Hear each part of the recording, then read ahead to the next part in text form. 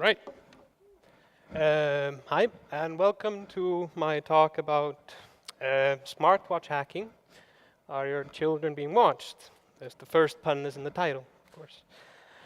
So a little bit about me. Everyone puts their best picture up. I put my worst.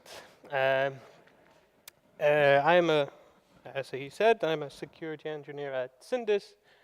Also the lead carbonator at Syndis, which means that I make the sparkling water. So about this project. This is a project that started when we were approached by the Consumer Agency of Iceland. And they saw a trend of these children's smartwatches becoming very popular in Iceland. And they had seen a Norwegian report, which was just about a year ago. They published a report in Norway that showed that these watches, well, at least they did a survey of a few watches, an assessment, and found out that they had some issues regarding security. So they wanted us to review watches that were available in Iceland. And, well, even though the consumer agency is a part of the government, it's not a part of the government that gets a lot of money. So we did this sort of as our service to the community, just to see if there were being insecure things sold out there. So yeah, this work that I'm going to present represents roughly about 200 man-hours. So there were some limitations due to this lack of money.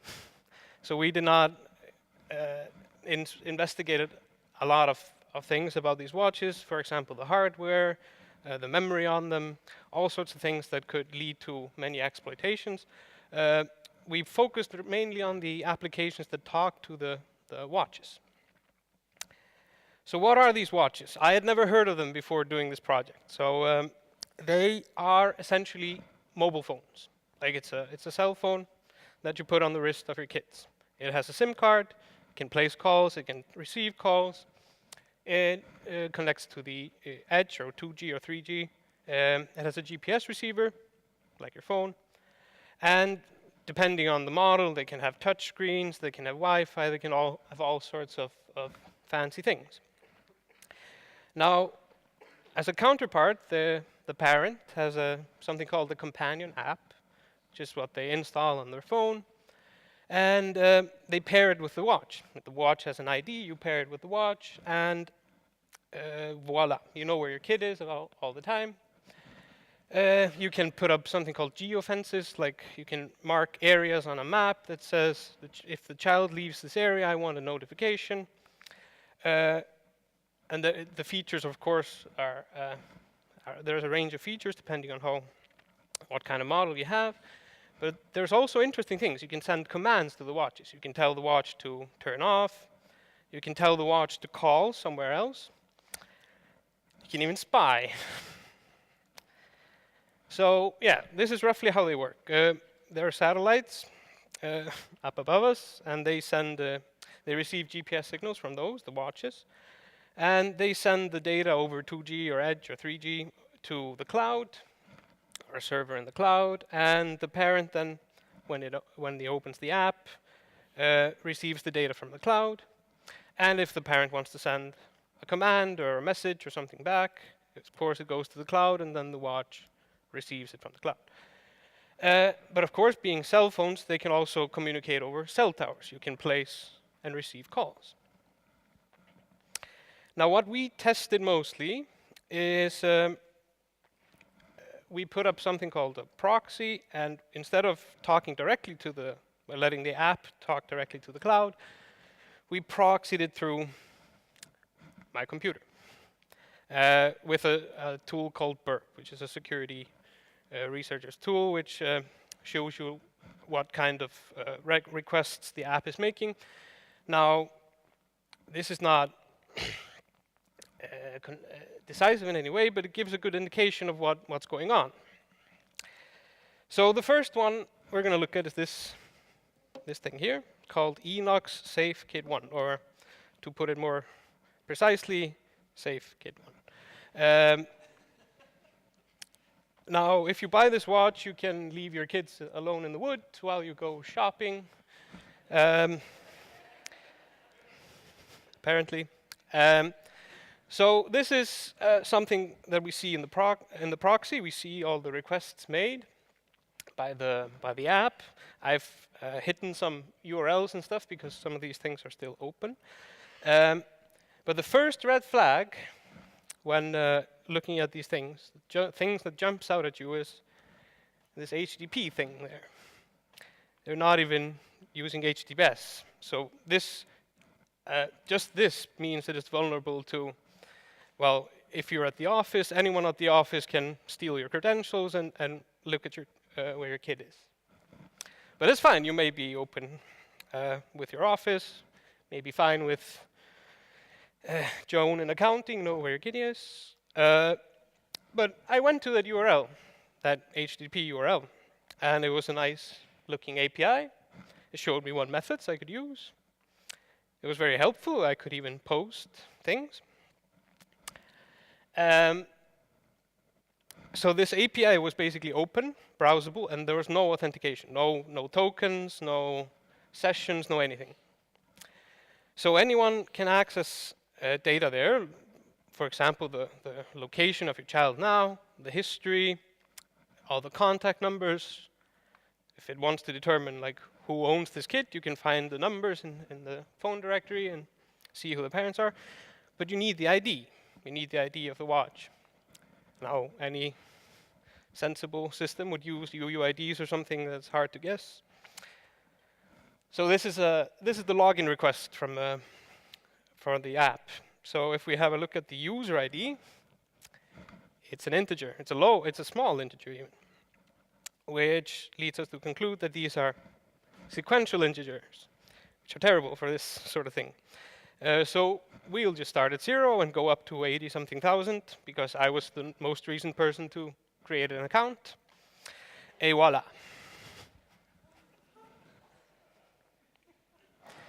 These are all the devices in the world that use this API. Now, if you're, of course, just concerned with our country, these are the roughly 300 watches I found in Iceland. And here is also a nicer picture from the world. I could even see the history of some children. This one likes to go swimming.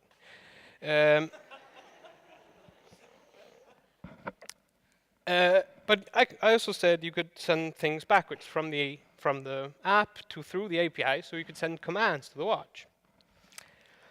And can you do that unauthenticated with no tokens or anything? Of course you can.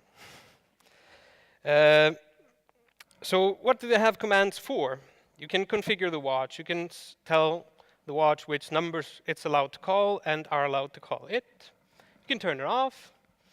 You can tell it to report its location. You can tell it to call someplace and spy. Now, what is a spying thing? You can force the watch to place a call silently. It makes no indication of the call being made. It mutes the speaker so it doesn't hear the person that it's calling. And this is completely undocumented, and this is not available in the app. This was just found by accident. So I'm going to tempt the live demo gods. So I'm going to, who wants to watch? Teddy. No, we were supposed to catch it. So I just have here on my phone, because I couldn't get a computer to work with here, it's just a normal website. It's just Python website. And I'm going to run the exploit, and hopefully the 3G connection here is good enough. Yes, thank you. That'll probably help. So what's happening here is I'm sending commands to add my phone number to the list of the watch's numbers that I'm allowed to call, or that are allowed to call me. Then I'm sending the spy command, telling it to call my phone, and then I'm cleaning everything up. Nobody notices a thing, so it's impossible to detect this for the parents. Like they won't see anything. There's not a log anywhere to show where calls were placed or anything like that. And it looks like the live demo gods are. Of course, it worked twice here when I was sitting here. But I can show you something in the meantime. It's a beautiful video taken in the office where I'm running a Python script to power off my watch. Is there no sound? And of course, the watch plays the Exorcist theme song when it turns off.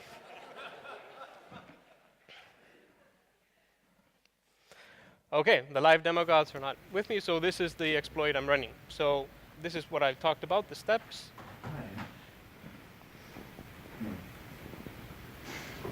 So this is the watch calling, and you'll just have to take my word for it that you can't actually detect anything when you answer. Oh, there you go. So that they tell us something secret.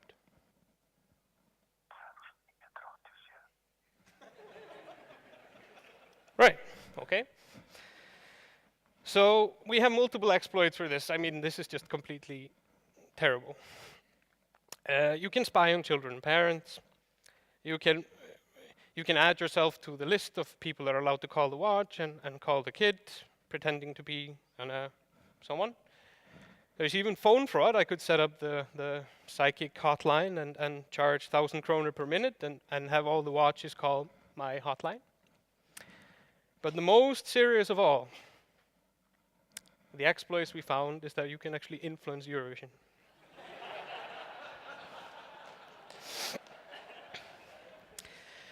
And I'm just going off on a tangent. Look at this. For those who don't know, Eurovision is like Europe's Got Talent, but without Simon Cowell. Last year, Israel won when they sent the girl that made chicken noises. So if you look at this, Ukraine has 1,300 phones, and they gave 12 points.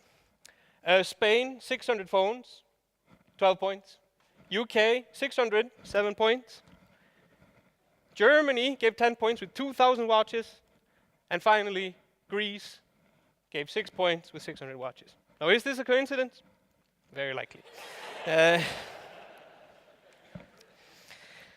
So if I own this type of watch, now Teddy owns it because I gave it to him, can he do something to protect himself? Is there anything that can be done to mitigate the risk?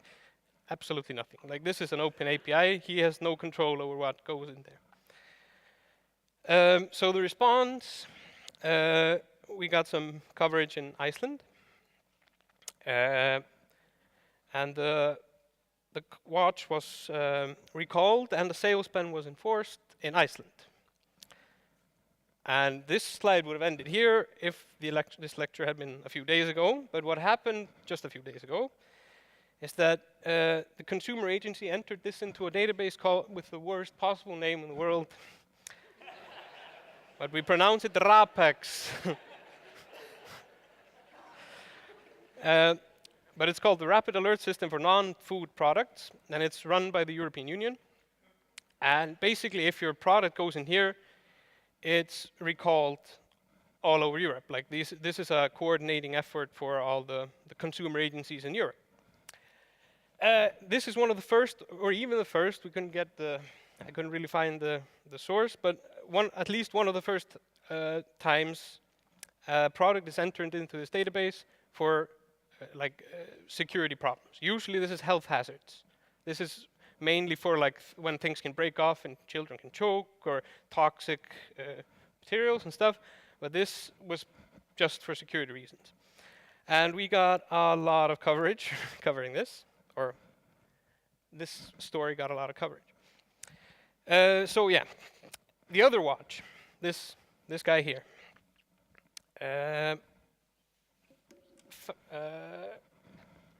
This is miles ahead of the other one. This is much better. I started with the worst one because it was funnier to do the worst one first. But this one has some very interesting exploits. So, like the advertisers here, they don't advise leaving your kids in the woods. At least they want them indoors. This is my favorite thing they had on their website. So it says a firewall for strangers. Only family members can call.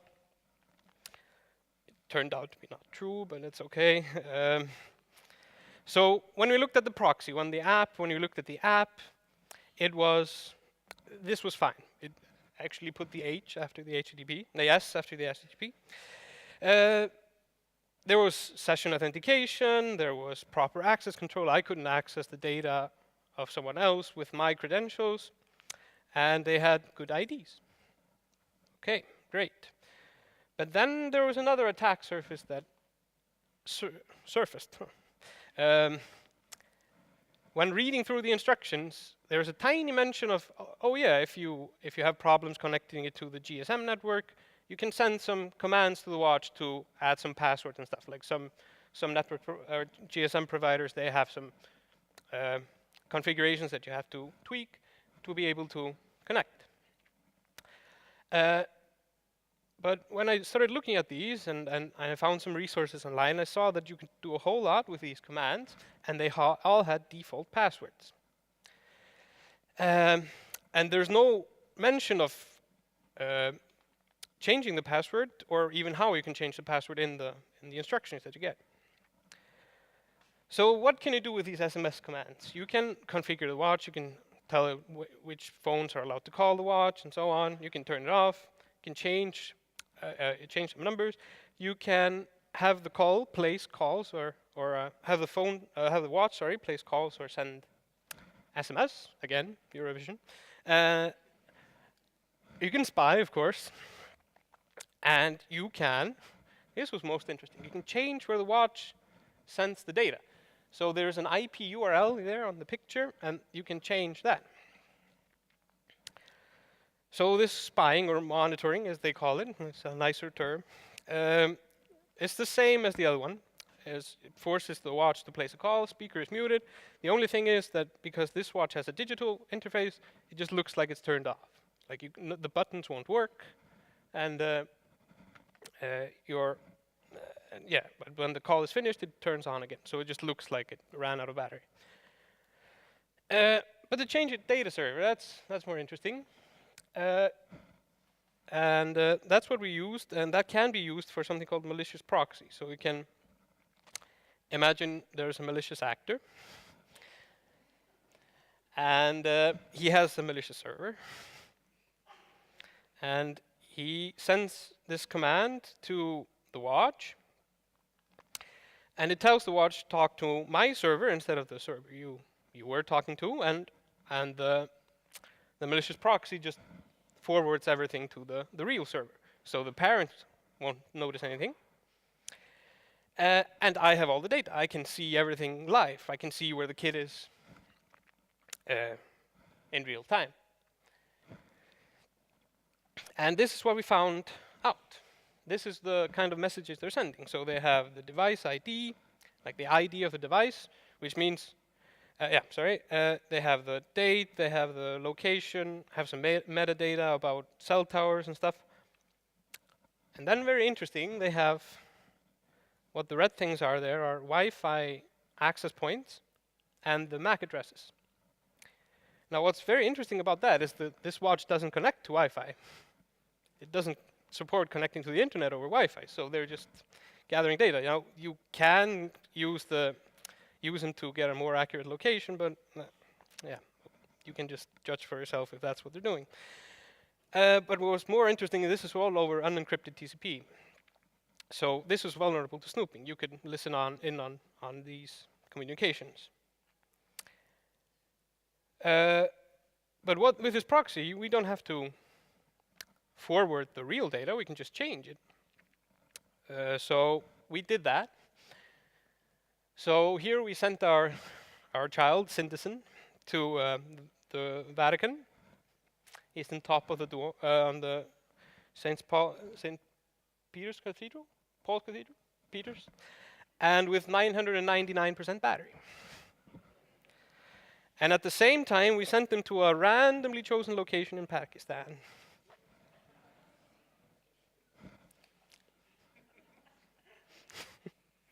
Yes, this is on Google Maps.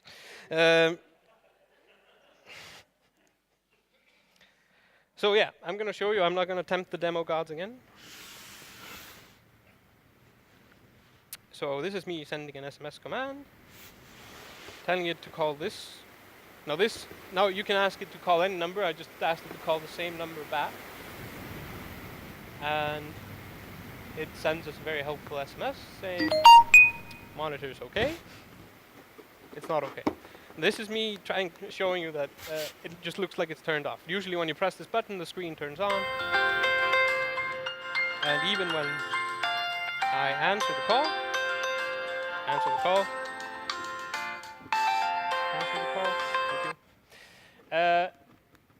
Nothing shows.